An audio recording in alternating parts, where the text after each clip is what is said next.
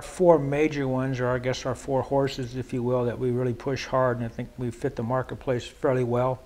In the southern high plains would be a seed treatment Gaucho XT, herbicides, two herbicides in Olympus for winter annual grass control, Husky for broadleaf control, and then a fungicide called Persarl that fits nicely in the southern high plains just because the spectrum and the timing you can apply it. So those are our four that we, position pretty hard in this part of the country for what they can do for our growers and the problems or the pests they have to contend with.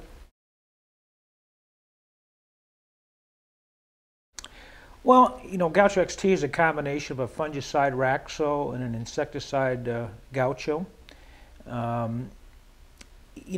It does a great job of controlling, diseases that early infest the wheat, and also, picks up some pretty good insect control, being aphids, green bugs, wireworms, some suppression of Hessian fly.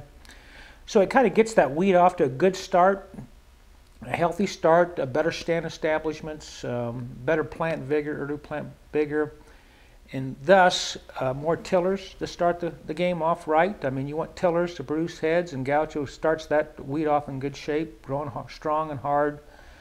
You want good stands, and then Gaucho does deliver that.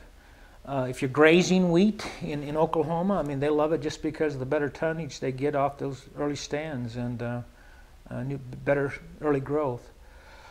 We get in Kansas, and then more of it goes to grain, and we see a consistent 4 to 5 bushel response over the years with Gaucho XT because of the better stand establishments early. And so it kind of fits both marketplaces very well, whether you're a grazer or whether you're growing seed for grains. Olympus has been around for a number of years now. It's been a very consistent product.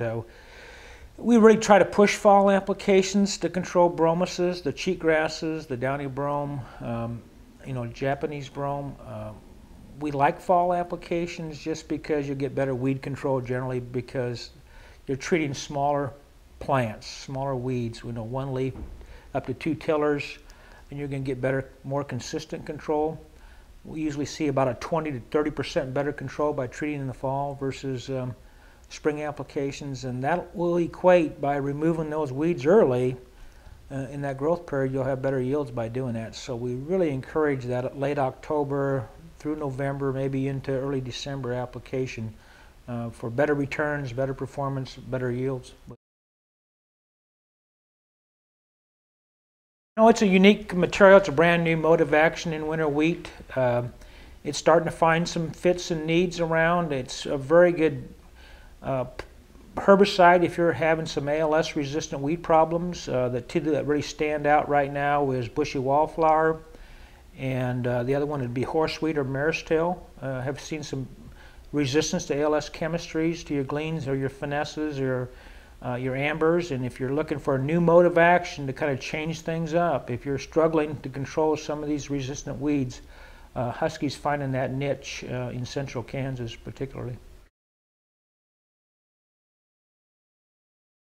I think Persarl was probably the product that we try to position as our #1 choice in wheat, and it just fits the southern high plains, whether you're in eastern Kansas or whether you're in western Kansas or panhandle of Texas or Colorado. There's a very diverse wheat production area, but Persarl fits that diversity.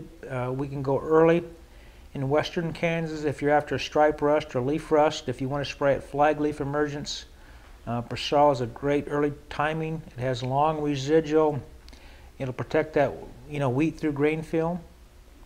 Then if you get back to eastern Kansas or eastern Oklahoma, you're probably concerned about head scab issues, and Persarl does a very good job of suppressing or reducing head scab in wheat that's grown where you have higher rainfall events.